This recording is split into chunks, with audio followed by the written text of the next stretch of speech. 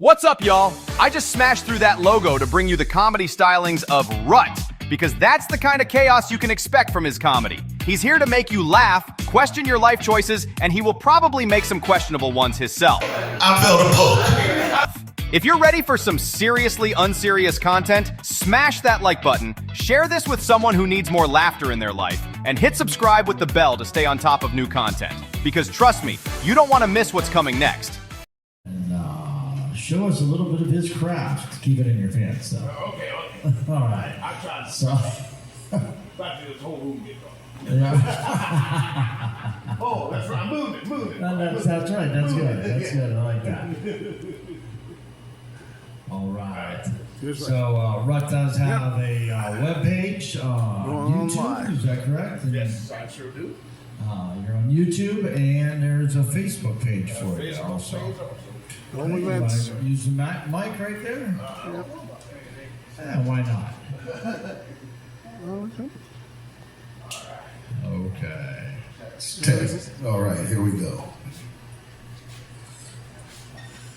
Hey everyone, of course you know my name, they say it every week. I'd like to first thank everyone that came out right now, the regulars and all the above. You know, around this time, Christmas time, it makes me think about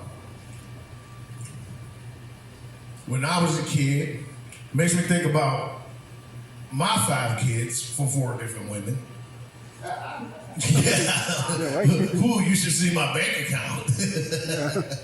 Yeah. Boy, did they take a hit. Lock there up. Oh man, hey, every time, and I tell you the truth, all of my kids were contraceptive babies.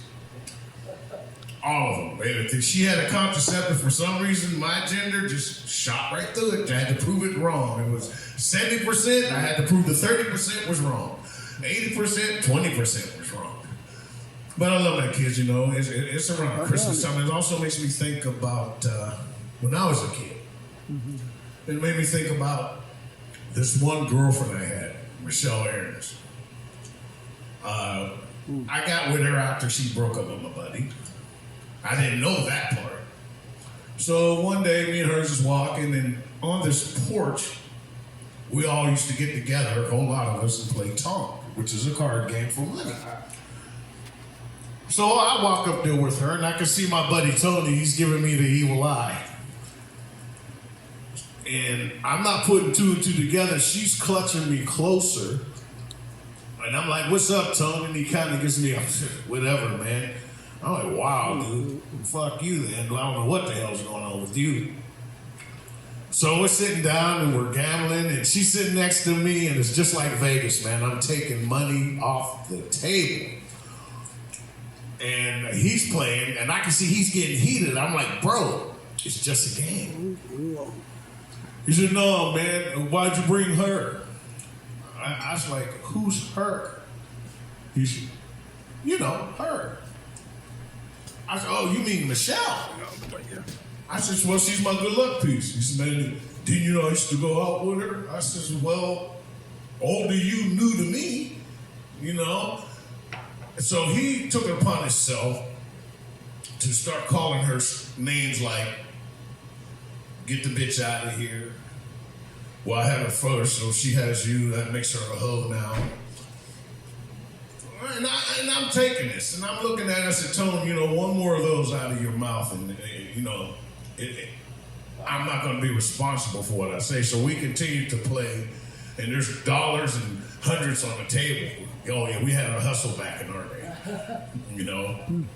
So Tony, he calls her a no-good slut. She's a no-good whore slut. Well, from then on, that made me turn the table over, man. What he didn't know is my dad showed us how to fight. He was a boxer.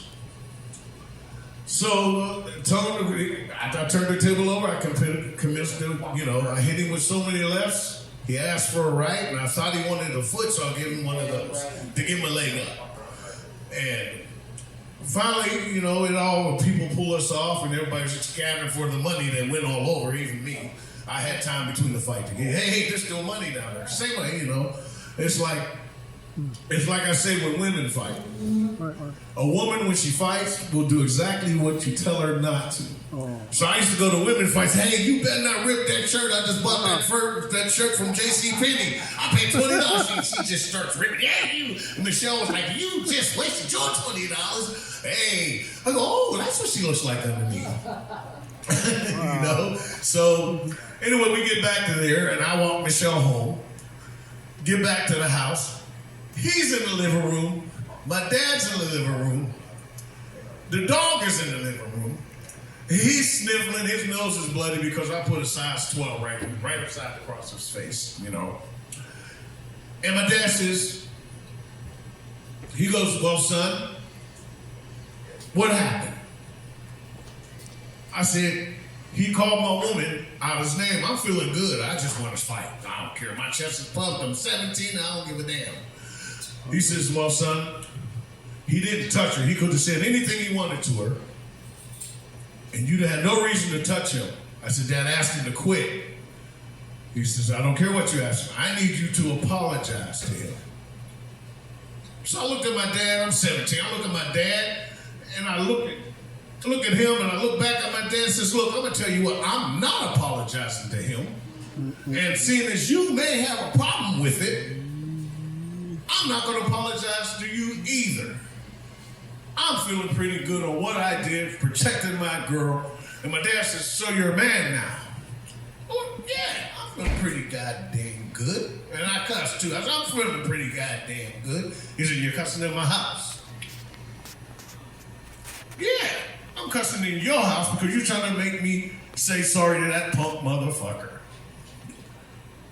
Now, I'm going to hear and talk to my mother. He says, I want you to come back in this living room when you're done. I said, if I think about it, I'll come back in there. But you know what? I'm feeling pretty good, so I know what you want. So I go in the kitchen. My mom's cooking up. She's cooking up fried potatoes and everything a brother loves, pork chops and things like that. Everything that'll piss a Muslim off that I don't give a damn about. And so she goes, boy, you feeling pretty bubble. I said, no, Mom. I feel like I'm doing the right thing to do. And my mom looks at me and says, boy, don't you go back in that living room. I said, you know what, Mom, now that you said that, I'm going back in there.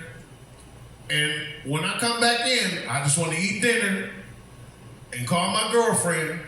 And that's going to be the end of it. So I'm going to hand you him when I get back. My mom says again, boy, don't you go in there.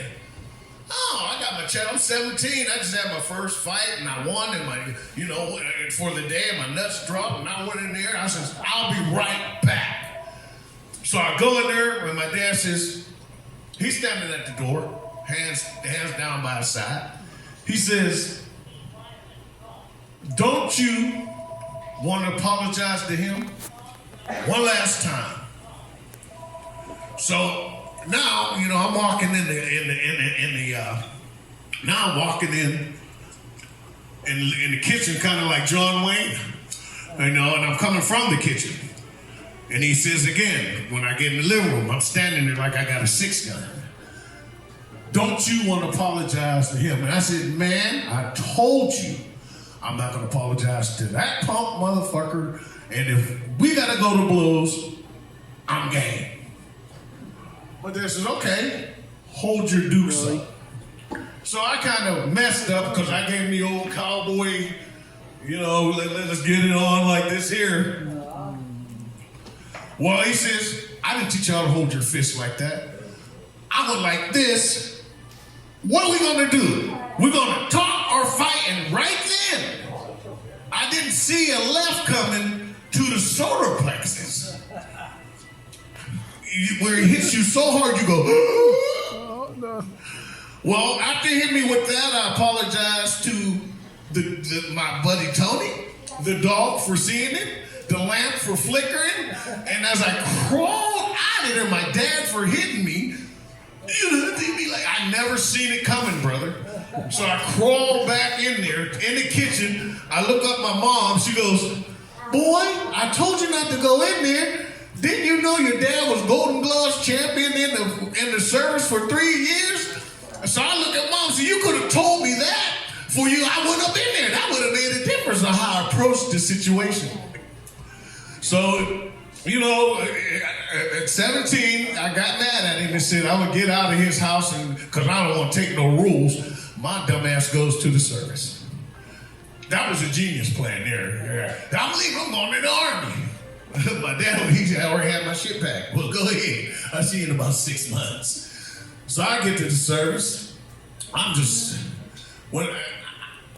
like I told everybody, the first time they ran up on the bus, talking about everybody off.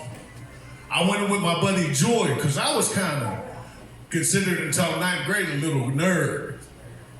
So I went in on the buddy system with my buddy Joy, who ended up going AWOL a little later because he couldn't take it. But he was a tough guy when we was going to school. So their little buck private runs up, everybody get off my damn bus right now. We see all these people running. And I'm sitting there like I'm doing my nails or something. You know, I'm still off the block, as they say. You ain't gonna rush me for shit. And he comes up and says, did you hear me? And he got right here. Did you hear me tell you get off my damn bus? And I look at Joy. I said, is he talking to you? Joy said, no, he's in your face. He said, I'm talking to both of you fucking scallywags. Whoa. Grabbed his face, shoved him back. I said, one, who the fuck calls somebody scallywags? You ain't on a goddamn boat. You dealing with two brothers, and one of them know who his dad is. That would be me. You know? And so I'm like, okay, you say something other than my name again, I'm gonna kick your ass. My boy George, he's grabbing me. No, come on, man. This ain't the hood. Man, I don't give a damn. They're gonna send this little skit, and excuse me for this. I'm racially fucked up. Like that. I said, they are not about to send this little green ass olive leprechaun up here to kick me the fuck off the bus. I said, fuck him. I said, his black daddy, his white, he was white dude. I said, his black daddy and his white mom. And he looks at me, he says, oh, I'll be right back. I said, well, you better hurry up because I don't want to stay here all day waiting on your scary ass. Right? So he gets off the bus. And he gets on and he comes back about 5 minutes later with two of these big, I'm telling you, one must have been named Buck, and the other one must have been named Leroy, because it was two of the biggest black, white motherfuckers I've ever seen. So they come on. I'm still tough though. I just fought my dad. You know, and I'm still tough, and they're big shit too, bro. God damn. So they get on the bus and, didn't you hear this guy tell you, get off the bus? And I look at Joy and says, look, he wouldn't get freaking fracked. Yeah, I heard him. And are you telling me to get off the bus? He says, I'm not telling you. I'm demanding you get off this bus. And they moved him back and the two stepped up. So I stepped up, said, you know what, you two big country ass motherfuckers? They go, what? I look at him, I look at Joy. Come on, Joy, we're getting off the bus. But you know, I like it, man, around this time. Mainly because of my kids. You know, they live in different areas of the country. West Coast, I can get warm. Up north, I can get the polar bear to cuddle next to me. Here, okay. Okay. You know, it's like, I've had fun. Today, I just wanted to come up and just tell a little bit of things about myself.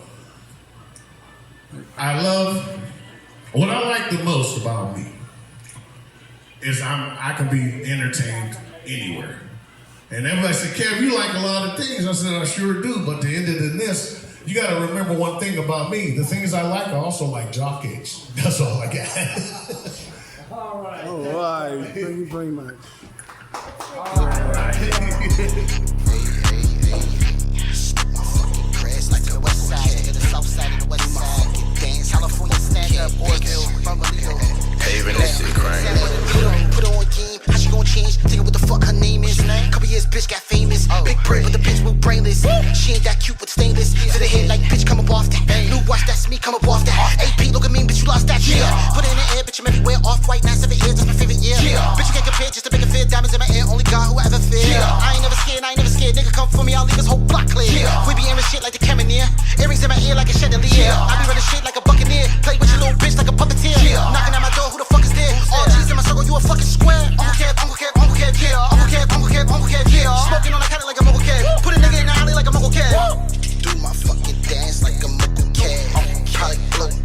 grass.